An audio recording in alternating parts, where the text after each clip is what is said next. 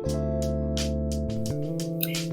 and salutations. Welcome to the Literary Lovers Club. I'm your host, Tanisha. This podcast is really dedicated to all those newfound book lovers or continuing book lovers who just want to keep reading a daily habit as a form of self-care.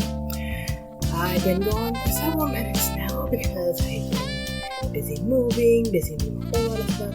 Life has been lifing, but now that things have kind of settled down, I am moved into everything, so let's get back to this weekly podcast.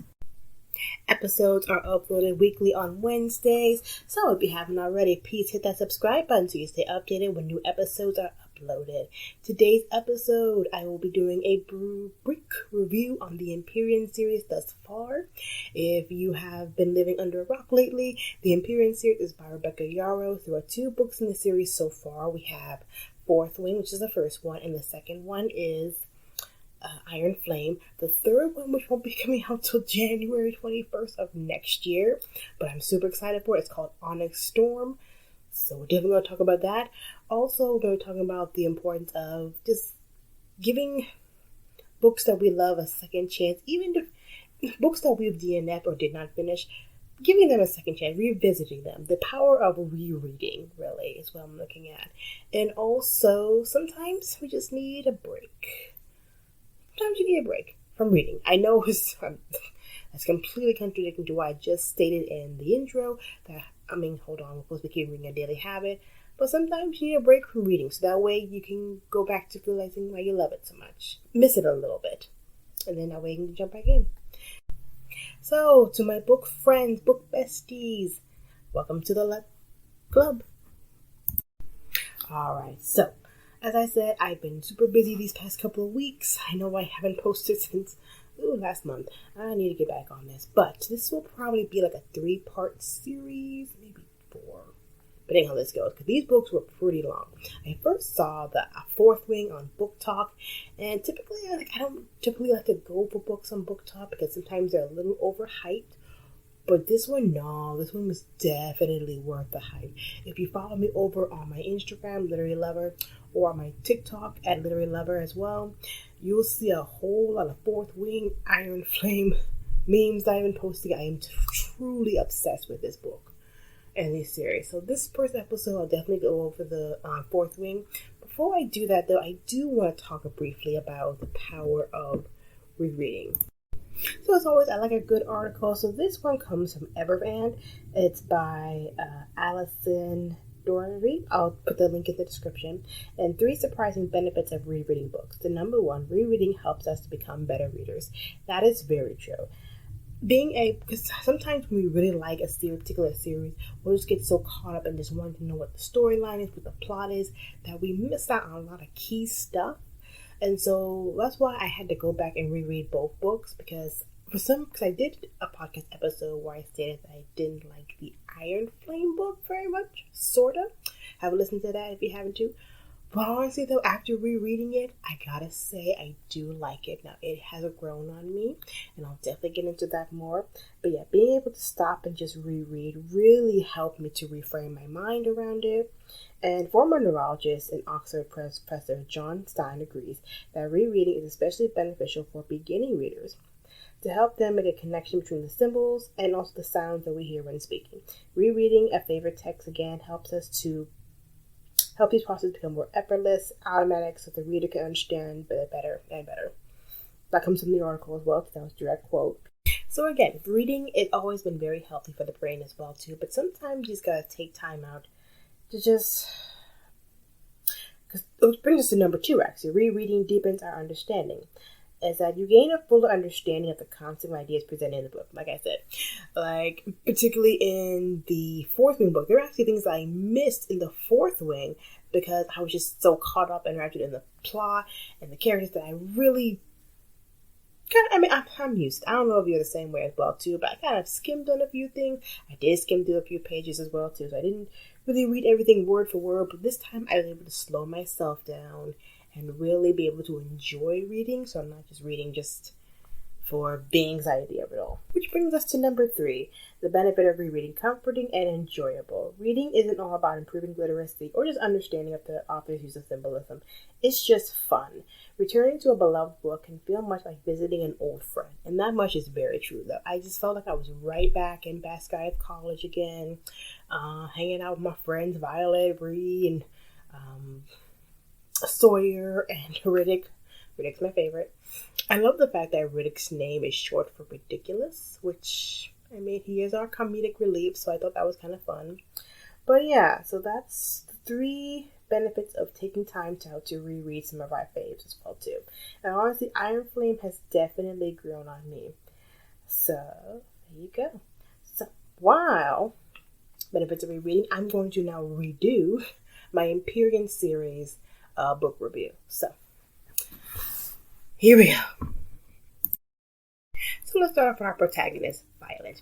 We are introduced to Violet as she is walking up some very, very hard stairs in the War College of Basquiat that she's called home now for a couple of years. Her mom is the general of this army of Navarre, and it's very, very hardcore environment. So basically, every 20-year-old, when they hit the age of 20, they have to enlist in one of the 4 college branches.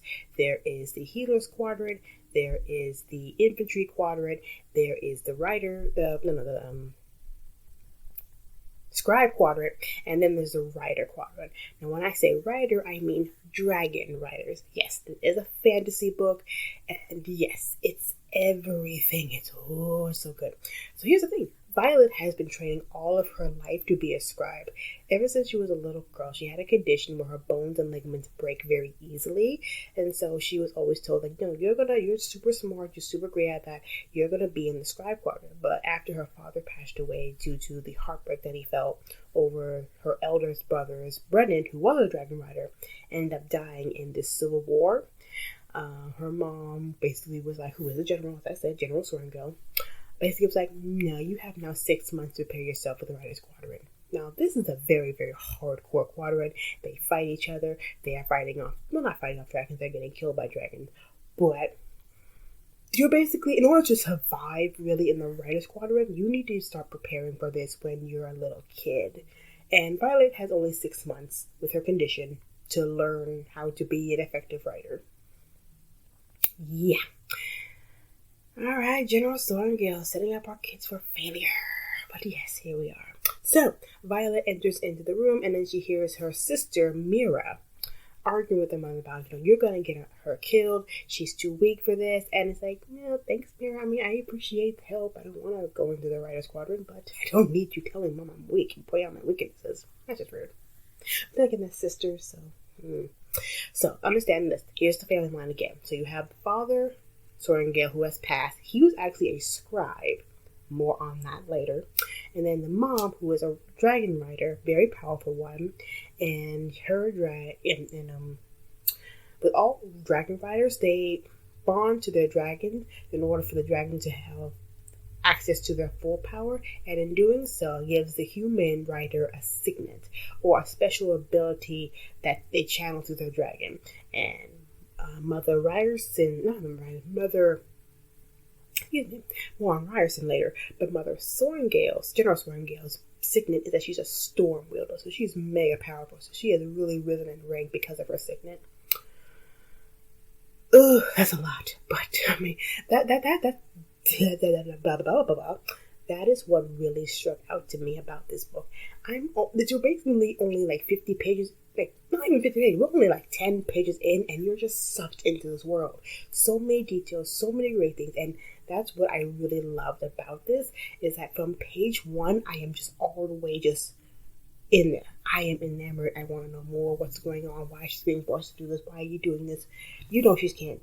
But why? So honestly, the whole time I kept thinking to myself, there's a reason why the General Sorrengail is forcing her young daughter, because she's been trained to be a scribe all her life. Why all of a sudden the last minute we're changing courses here? So I always knew there's a reason. And trust me, there is a reason, and we will get to that later.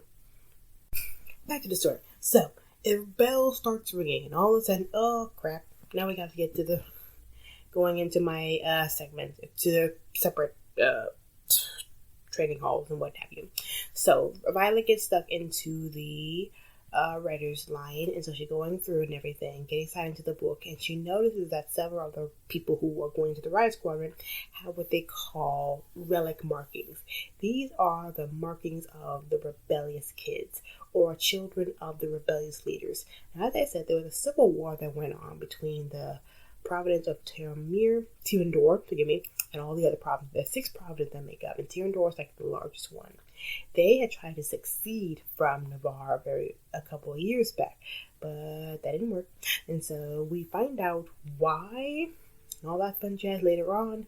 But basically, all of the rebellious leaders who wanted to secede, they were all executed, and their kids were made to watch.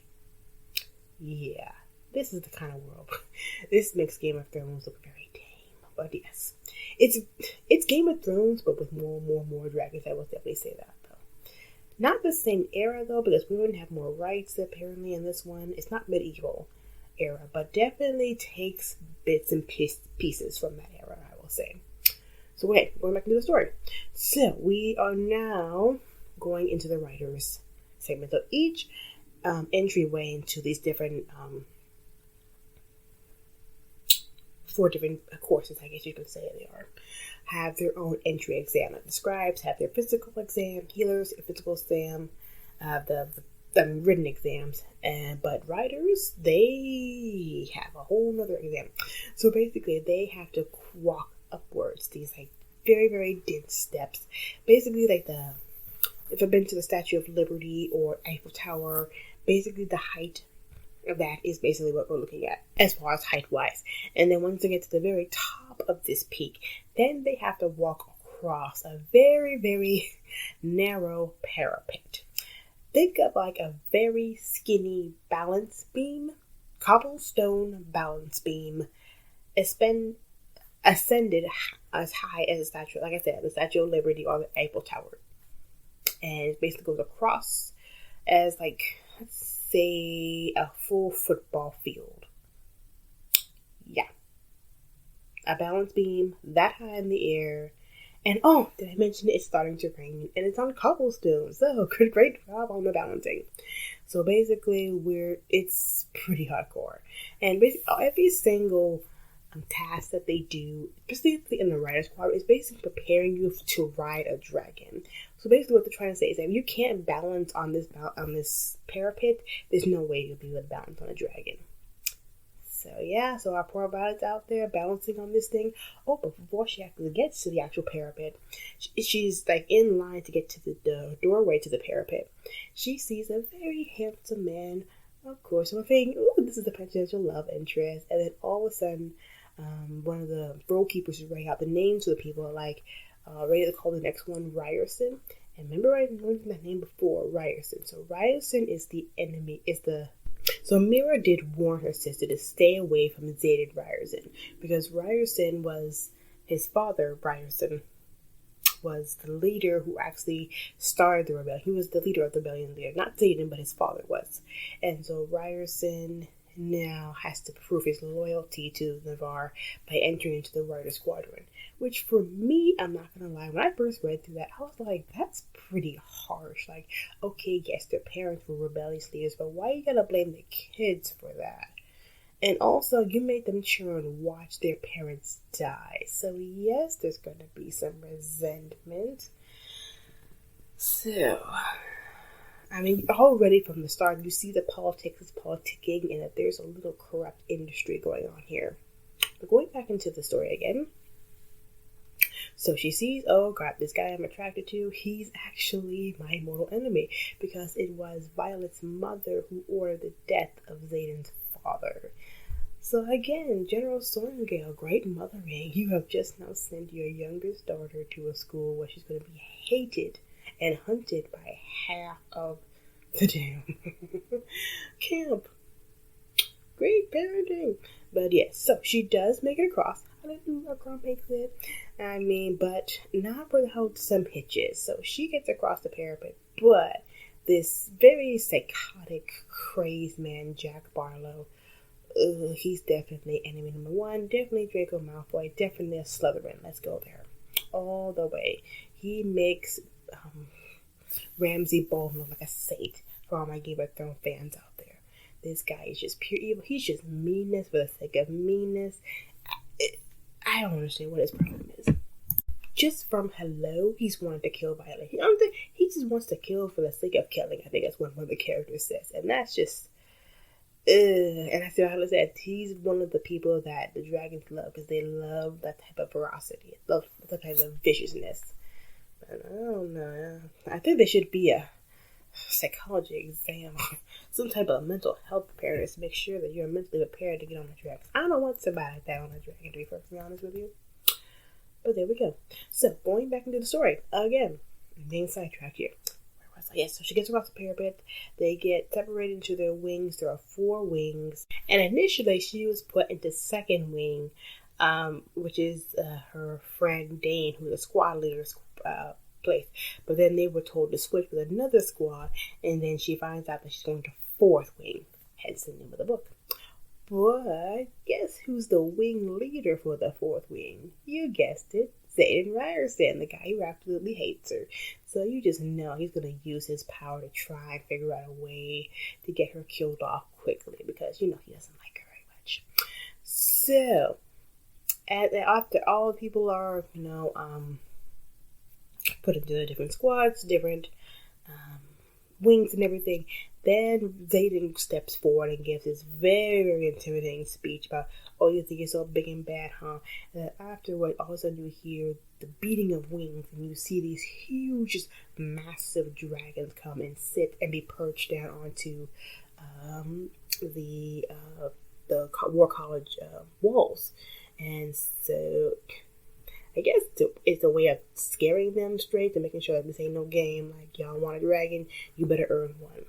And one of the newfound cadets who have crossed the parapet sees the dragon and starts taking off running. Apparently this is a thing.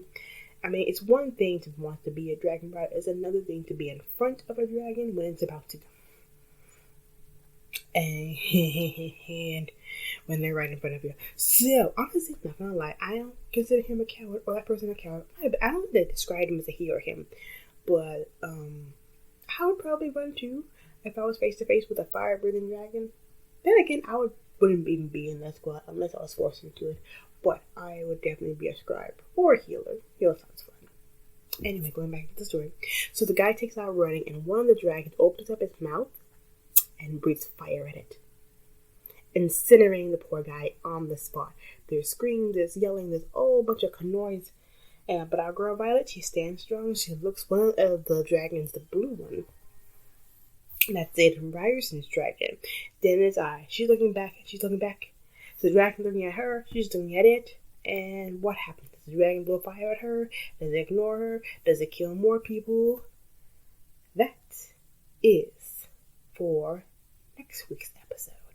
Because I want to break this up to a few, because kind of like how I did with my reading, I tried my best to only read up to a certain point, then stop for the day, and then pick it up for tomorrow. Because with books like this, you can't just sit and read it in one sitting. You really have to let the information that you get sit with you. So that's what I'm going to do. I'll break this up over a period of time.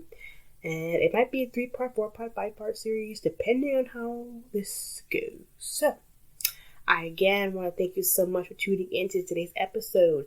To stay updated when those episodes become available, please, please, please, again, hit that subscribe button. Share this with family or friends to keep the podcast growing.